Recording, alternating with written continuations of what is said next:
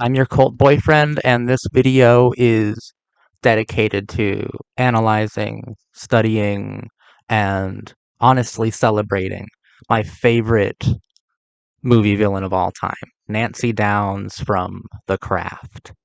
This is a video that is put together with segments from other videos where I've talked about The Craft. I've talked about The Craft a lot over the years, I guess. The volume will vary depending on which segment you're watching. This video is very important to me because I am defending and championing, celebrating, and really exploring the new 90s outsider, Nancy Downs, my favorite movie villain. I really hope you enjoy the video because it's one of my favorite ones. One of my favorite topics. Psychotic, cute, goth girls. Wow, fuck it. Enjoy the video, guys. Thank you. What has only gotten better with time is something I've always said about The Craft that has one of my like top 5 favorite movie villains of all time. Really into Nancy, Fairuza Oh, Balk, Nancy. Nancy Yeah. Downs. Her performance like has only gotten better to me. Her characterization, she is fucking bonkers in this movie. She's entirely out of her mind, and she is so incredible and engaging to watch. And I mean, I like Nancy's story too. When I grew up, I would always watch like The Craft and The Lost Boys at the same time. The Craft feels Mm. like a Lost Boys for girls. It's really what it feels like. Yeah. Complete with the same amount of queer undertones and the same amount of like sexual awakening metaphors as the hmm Lost Boys did. The Craft though, Nancy Downs, I think Nancy outdoes Kiefer Sutherland's David. I'm really into Nancy. She's so much fun to watch, and I think her character is handled really well because like she only really goes absolutely crazy during the last 30 minutes of it, and that's the most entertaining shit in the world. But that hour getting there, some really good characterization, some actual subtle nuances on the part of Fairuza Balk. Nancy is the coolest, and I know that like Fairuza Balk as well is a practicing pagan or Wiccan or I however think you'd a like to refer to it. few of the actors are. I know Rachel True is into tarot, Rachel I True is think, and like stuff like that. Rachel True is into it, but like she wouldn't call herself a practicing pagan. Fairuza Balk was one already by the time this film was Yeah, being yes. made. Fairuza Balk, I think the first time she was ever in anything was like Return to Oz, and she's always done these weird kind of roles. This is obviously, clearly the best role she ever had. I think in like one character, you can really encapsulate a whole characteristic of like rebellious, rejected '90s teen girls. The rage.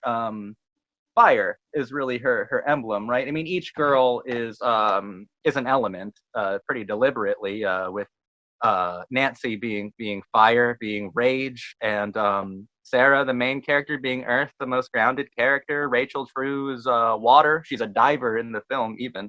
And Neve Campbell is the wind, is air. She's like the seer. She can tell that that Sarah is the fourth member or whatever. And that's I'm gonna be real. I didn't catch that, but so you're kind of blowing my mind. But well, they even bring their element to that invocation seance on the that beach. that I remember. I was watching that scene again earlier. I mean, so that's pretty cool. And Fairuza Balk is like fire incarnate. Even as a kid, there are two things in this movie that actually creeped me out on the level of a horror movie because like this was probably my introduction to like certain problematic themes as well.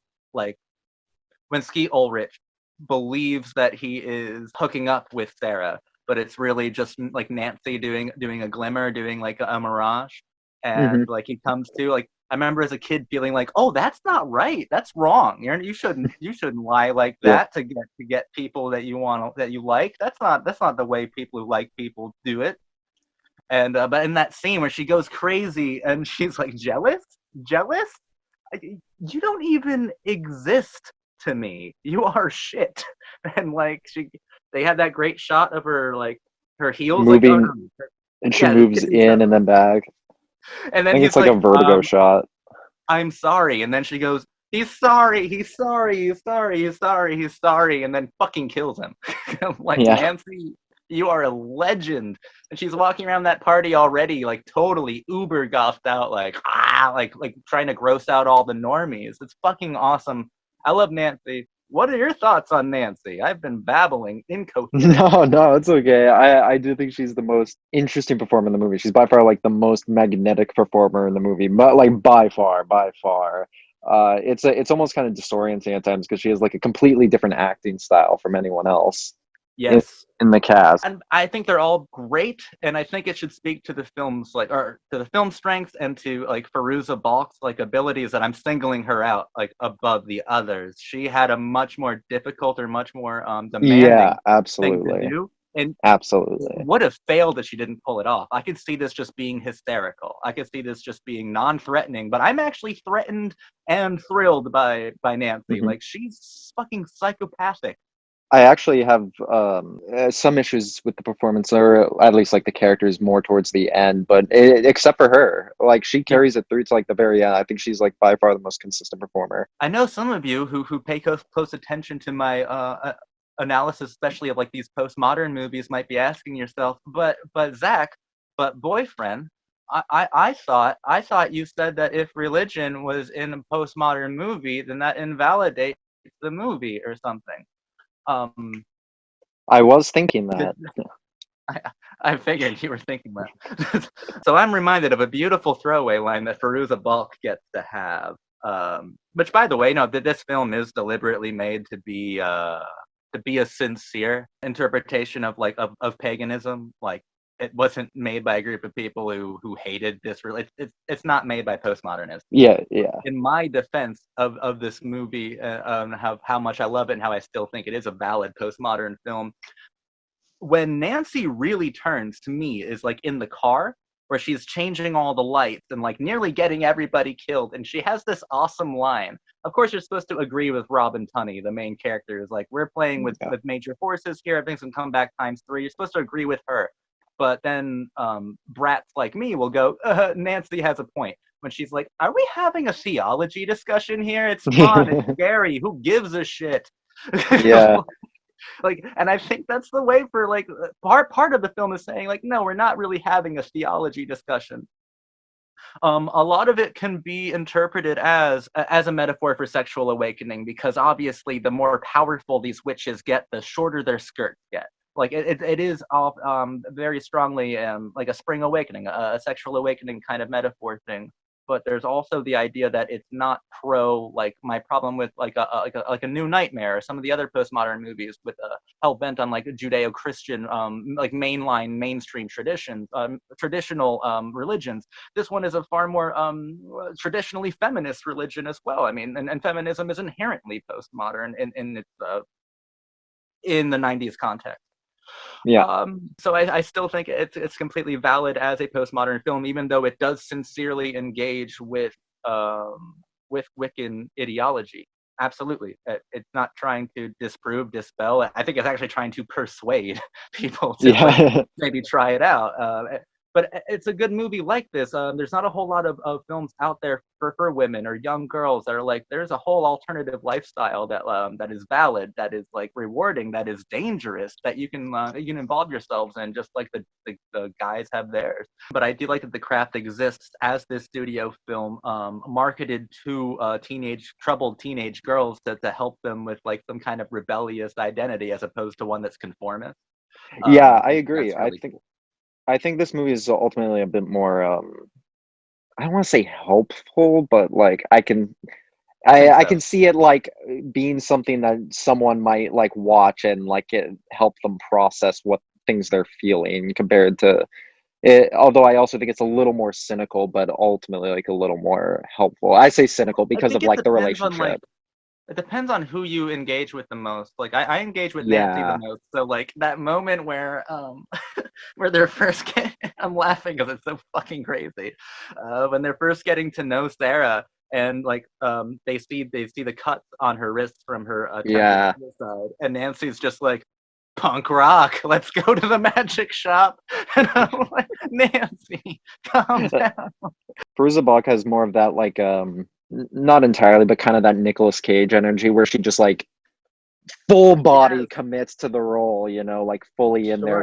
I mean, even in general, the whole premise didn't happen a lot. Like you already said it, women-centered horror films. I mean, like they're all kind of implicitly women-centered, but just in a different Implicitly, but way. this is Usually that means you have to overcome trying to get stabbed, whereas this, but it's like, these movies are also invaluable to like young boys growing up as well. Because when I would watch the movie as a kid, like you're not gonna identify with like Skeet.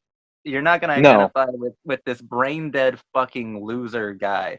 no, You're I gonna identify agree. with one of the four main girls. You're gonna see yourself within one of these four main girls' personalities when you're a kid. And it helps you like it helps with empathy. It helps with everything. This is an invaluable movie to me, honestly. Which obviously I didn't watch the crap, but I watched or read Twilight as a kid. I was like, it was something to engage with femininity Mhm. as like a kid Yeah. in a way that was different, especially because it was being channeled through horror, which I think is like a really good, especially because horror is kind of inherently, Hmm.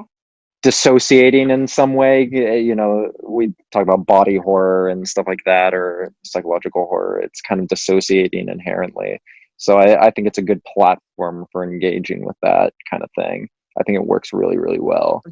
Nancy was a really helpful character to me growing up. Of like, because I was really into like alternative lifestyles and stuff, and being as punk as you can be.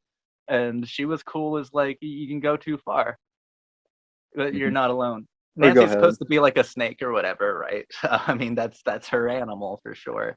And if snakes do represent betrayals in a Jungian or Freudian sense, well, actually Jungian sense, I think Freud says that they're all a bunch of dicks. Uh, Yeah, and Young then would. Young was like, "Why do you have to say everything is a bunch of dicks?" And then even Oh. 50 years later, Guattari was like, "But why does it always have to be a fucking dick?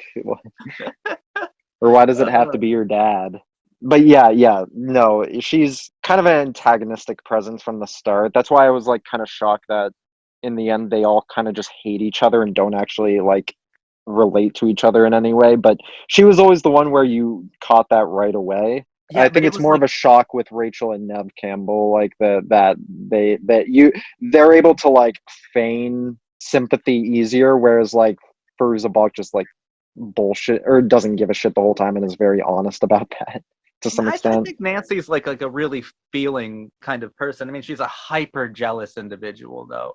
Yeah, Probably yeah, she coming just from wants to be like loved and yeah, and yeah. it's definitely coming from that place of always feeling inferior by class. Like she's easily the poorest out of all of them, and this looks like a Yeah. pretty affluent school. I think there's like a lot to her performance that like comes across. Like she could do a simple gesture, and it does so much storytelling, so much pathos that like is otherwise unseen or unfelt. This girl was a fucking just a troubled girl, like, and but I Yeah, think that's it's really why well set up. I think it's really well set up. Of like she is mildly antagonistic at first, but like if you listen to the language that like Sarah uses, it's like I have to stop them or they're getting out of control, and then it immediately becomes she's after me, she's gonna get me, and it immediately centers all around Nancy as the antagonist. yeah. She she's definitely the most sympathetic. That's why I also take issue with the ending sort of is that she's like really horribly punished for it. She Uh, didn't die, but I might argue it's worse. it's a typical way that villains are really good is that they do possess sympathy to a certain extent. I can understand why a girl from a trailer park wants to be a god. I can understand Yeah. that. Uh, That's a really sensible thing to me. It's not irrational at all. I could, I it's irrational to act rational given the circumstances of Nancy's story. yeah. Yeah. And I think that like both Nancy and Sarah are defined as well by the way that they express their power. One does it selfishly and one does it selflessly. What you put out into the world comes back to you three times or whatever.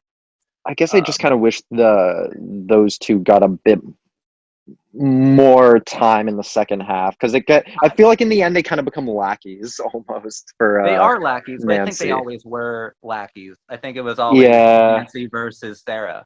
And I like that they do get dispatched rather quickly in the final scene, so you can have a really just a square off, a face off between light and dark, like the best personification of dark I've seen in a while. I like that Nancy really gets to take center stage there. All of that cruelty from Nancy, really. When she's hiding in the bathroom, Nancy comes in and like yanks open the curtain and is just like, Yeah. ah, surprise! You should kill yourself. You should really do it. Bye. And then she like runs away. It's like that And wouldn't then like happen. they're in the living room going like, "You're gonna kill yourself tonight, man, Sarah, because we don't like you. You're gonna do it." And then yeah, like you said, Nancy like maybe cuts her like wrists open. It's really morbid. It's like the most disturbing thing about the movie. I think it's like one of those things where they didn't quite realize how disturbing it actually was. But that's to me what also elevates or levitates this film into a realm where we can talk about it like this. Because Yeah. if it didn't have the cruelty and it was just Nancy being misled and troubled, we wouldn't be having this discussion. But since she's also cruel and sadistic about it, we're having this discussion. Yeah. Too far. I mean, I guess Heather's existed at this point, but I feel like people weren't really like But that's a totally you've different like no, I film. mean like in terms of like just this thing pent up in people. Like you've talked about Scream in connection to like Mhm. Columbine and shit like that. Like now people kind of have like a sense for what these feelings are, but at Yeah. the time it was all kind of just an abstract thing. So I think when they I'm talk glad that about like the craft in the craft, when they talk about something like say a suicide attempt, they don't like they might I don't think like the people writing that may have like realized how like heavy it was. They realized it was heavy, but like, and I think it's a more yeah, interesting film for that. I think it's a more interesting film for that. I'm not knocking me it. too. I'm just saying like there's nothing else it could have done at that point in time. They didn't know. No, people just didn't think it was a heavy issue. Like I don't think it was insincerely handling it. That was the 90s ethos of, oh well, whatever, never mind, like who cares. So Which means that the craft were on the Williamson vein that you were just hinting at, of like of really trying to engage with like the new 90s outsider who's either media obsessed or they're goth or like they're alternative, but they're gonna kill their classmate. And a film that does fetishize like things like suicide. I mean, the 90s were a fetishistic period, because part of deconstructionism is you have to eventually fetishize the object to get every ounce of meaning removed from it. It makes yeah, it's the sense. Buffy thing because like by the end of the show, Buffy's been like tortured beyond belief by by the Yep. writer of the show, Joss Whedon. Like tortured her, killed her, and then said, "You know, I'm not fucking done yet. I'm gonna torture you yet more." So And let me just remind everyone that I have a face tattoo and not a Buffy one. I'm into yeah, this archetype. I'm into this Nietzschean dream girl, fucked up bad girl archetype. I like it. yeah, It's yeah, good. It's a good one. It's necessary. Yeah, Nancy is quite a bit like Faith, actually. a little Um, bit, yeah. She does do the like I killed someone, and she's like, I don't care. and they both have fucked up daggers. Like, Yeah, so, and there are queer undertone. Buffy is actually more queer in this respect between by Buffy and far. Faith. Yeah, yeah, But definitely. it's kind of there, like what you're saying. I wish it did go heavier, but you can definitely read into it if you want. Like it's available. It's just not too I think it's mostly substantial. just I think it's mostly just undermined by the second half, like where they become more antagonistic, so they kind of have to Yeah, do away with that a bit. Yeah, I agree though. I wish there was a bit more of that. Because I always appreciate like, you know, ambiguously gay hmm screenwriting. You know, it's always a fun time. You get that most in this movie. I mean, they literally kiss each other in one scene, and you get it more out of like scenes of them like going to the magic shop and shopping. there is nihilism here. For all of its like paganism, for all of its postmodern feminist critiques within the craft, which are there. There's a lot of nihilism too, because if we follow the problematic philosophy that seems sentimental at first, because it seems to be a treatise against wish fulfillment, be it in real life or cinematically, like against wish fulfillment. Mm-hmm. Um, Nancy becomes even more sympathetic because the film is positing that she's better off in that situation. She's better off in a trailer with an abusive stepfather and Yeah, seemingly drug-addled parent than when she actually got what she wanted. And it even says like I feel like it's saying that Nev Campbell's better off partially like burned, and then Rachel True just has to bear it. This Be is careful what you wish for. That's where it gets problem. Like, why not wish for to be lifted from a fucking trailer park movie? Like, why not? That's why I'm this with is Nancy ultimately. I've been thinking about this a lot lately, partly because reading a book about I'm reading Adorno, a book about the issues of like enlightenment and like rational thinking and how it's full of shit, and how it's full of contradictions because like people think they're more rational, but then it's just, you know, parents telling kids, yeah, your life is going to suck and you're going to be a cog in the machine, but there's nobility Yep. in embracing that. No, I always take issue with like this kind of noble rejection of kind of like not utopian, but like kind of better things. You know, this nobility and suffering that's actually completely avoidable and unnecessary and doesn't make them better. Nancy's not better for her suffering. She shouldn't have No, suffered in the first place. And so no. it's kind of a postmodern thing, but also kind of a modern thing in its own way. That kind of moralizing. I don't consider it a flaw. Like, these are like my favorite movies on the planet, like this era. Like, I love Williamson, but the reason why their postmodern arguments are always stronger than that noble sentimentality that you're talking about. That's why when I walk away from Scream 2, I'm like, yeah, I will blame the movies, as opposed to the Yeah. clearly opposite argument that the film is making. With The Craft, I'm walking away going, Nancy was right, as Yeah. opposed to the clearly sentimental message this film was supporting. I think because the 90s, like, I think that certain creatives feel like they have a social responsibility to provide some noble, some seemingly noble but facile justification of a moralistic worldview. When at the end of the day, the nihilistic one is just undeniable. Yeah. That It's the Hollywood thing. Like they have to because it's a studio. like I would want any trailer park girl to feel like a god for one day than to live their entire existence in abject poverty and abuse. Yeah. Like call me crazy or postmodern, but that's the way it should be. Whether or not that involves like killing your friend, no, it doesn't. But I mean, it can. you get what I'm like analytically. What Yeah. I'm Yeah. saying. I agree. This one gets to And moralize and it tries to have its cake and eat it too. Sarah keeping her power while Rochelle and yeah. Bonnie are like begging for it, like two little droogies begging for a glimpse of power again. And I might hate Sarah. I might. Uh, Sarah's really not the or best, not but hate. I nothing mean, against I feel Robin that. Tunney. She's a '90s icon, Empire Records for life. Like she's awesome in this movie. It's just the worst character out of the four, but it's still a very valid one to have. You need to Yeah. have Nancy's opposite. You need it. And I should say also, I feel bad saying that, like, given like the character's like backstory, it's actually like as probably like close to as sad as like Nancy's. It's pretty Mm-hmm. depressing, but like all that said, I think like where they take the character is not particularly interesting, is what I meant. Because No, yeah, she's absolutely. like, I know better and all that. I'm like, oh fuck you. I Nev deserves to not be scarred. I don't know what to tell you.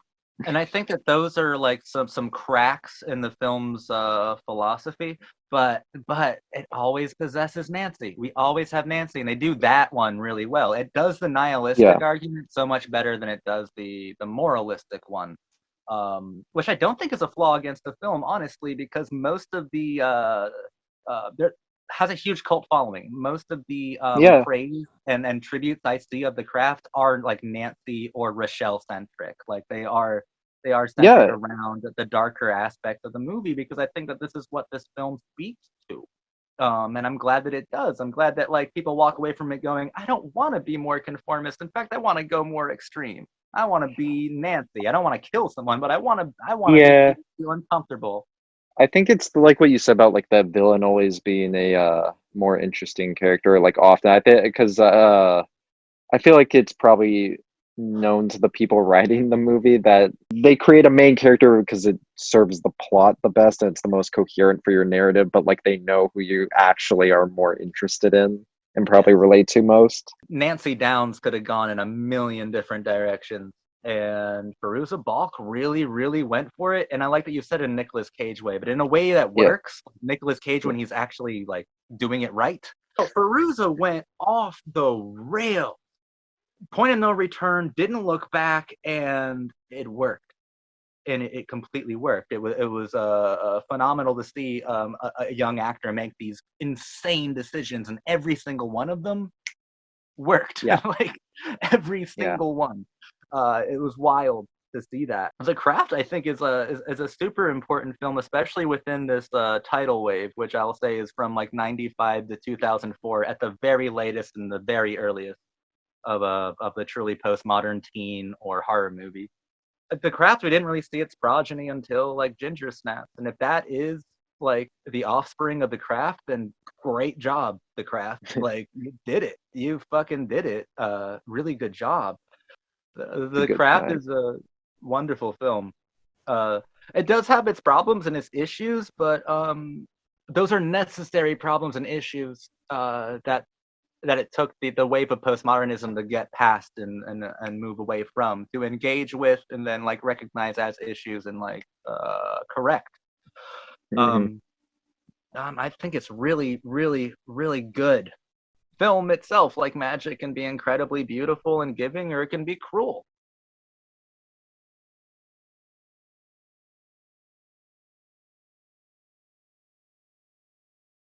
I love The Craft to death. Get me a girl like Nancy.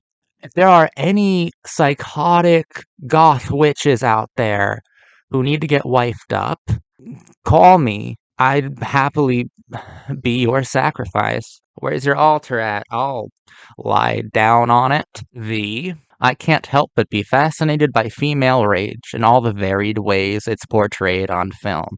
All four of the central girls in The Craft are powerful because of their anger, their rage becoming the driving force that pushes them to move beyond the circumstances that trap them.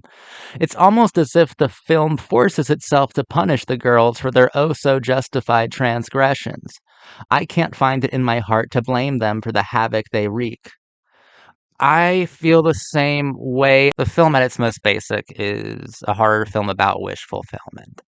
And the whole thing is why should a girl feel bad because she doesn't want to have a horrible skin condition? She doesn't want to be terribly burned. Why should a young black girl have to put up with rich white women dehumanizing them and abusing them at school?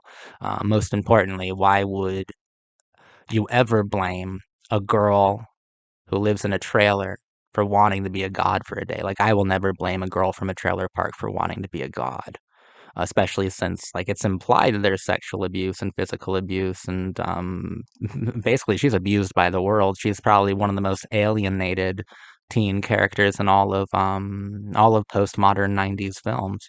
And Nancy, so like, I'll never blame a trailer park girl for wanting to be a god, but at the same time, that's what makes Nancy a great villain. I would hate this movie if it was some sort of Nancy redemption story. I would absolutely hate it. The fact that Nancy is psychotic is also rather important. We can't just pretend that she was just as normal as Rachel True and Nev Campbell, because she wasn't. She was always psychopathic, and the powers that she got weaponized her insanity, her psychosis, and she murdered people, and she took a bit of revenge on a world that alienated her. And I think that she was such a great villain because you can't help but root for her and understand why her misfit identity was weaponized in such a disturbing and destructive way. Especially since it starts with the pure joy of finding companionship and turns into the intoxicating rush of the world becoming fair at last. Okay, like, don't go too far. Once again, like, Rachel True and Nev Campbell, their characters aren't on the same, like, psychological horrific level as Nancy Downs. Veruza Balk did incredibly here, and Nancy Downs, like I said, I would never blame a girl from a trailer park for wanting to be a god, but I also will never say they shouldn't be punished for committing acts of murder. Um, it's not, like, fair. She murdered people. And she's psychotic. Like, we have to remember that she's psychotic, and that's partly what gives her a lot of her complexities and certainly her long lasting, even eternal appeal. Shouldn't they be allowed to be angry about the way the world encroaches upon them at every turn, abusive stepfathers and racist classmates looming at every turn? Yes, I beat you to it, V. I already said that. Shouldn't they be allowed to fight back? Yes, they should be allowed, but they shouldn't be allowed to murder people and like maybe arguably rape Skeet Ulrich and then throw him out of a fucking window when he refuses to fuck you. Why do we assume that power in the hands of girls wronged again and again will inevitably turn toxic and jealous? What kind of movie did you want? Did you honestly want there to be like no true drama? Did you want this horror movie to not be a horror movie? Did you not want to watch the movie that you were watching? Did you want them all to hold hands and sing Kumbaya and like feel at one with nature and the goddesses and all this bullshit? What did you want? Because I don't want the movie that you're talking about. I don't want whatever the fuck you're talking about here, dude. I want Nancy to go crazy. I want Nancy to kill motherfuckers. I want to secretly root for her and I want to feel for her. And it's not girls wronged again and again. Like, once again, these people, they're not all equal. Nancy is, it's unquantifiable. She's infinitely more fucked up and damaged than the others. Infinitely more. Rachel True and Nev Campbell, they are only psychotic or they only act that way when they're under the intoxication of Nancy's leadership. They're not complete psychotics. They're just brats. And I don't know what universe you're living in when, like, girls are all fucking nice to each other. It must be the same universe where guys just pat each other on the back and never punch each other in the mouth. It's 2 years older than me, but the craft feels eternally relevant in its exploration of female rage, camaraderie, and power. It's not perfect by any means, but it's a fascinating entry in the canon of iconic 90s teen movies, and I'll be thinking of its four central witches for quite some time. Yeah, it's really good. And I didn't hate that review. I just feel like you're trying to sanitize it, dude. Like, I'm with you. Like, how do you think great villains are made? Like, truly great ones. Ones that you can empathize with, ones that you can commiserate with, ones that you could live through. All right, Nancy Downs, I think she's empowering in the most demented and satisfying way for a bunch of young girls who came from poor backgrounds with anger issues. There might be some sort of psychosexual attraction to that sort of divine punishment. I would never want to see the movie that you were talking about. Every criticism you levied against it is kind of why the film is so good, because the world is fucking unfair, okay? Psychopaths from trailer parks, they don't get happy endings. They end up in insane asylums.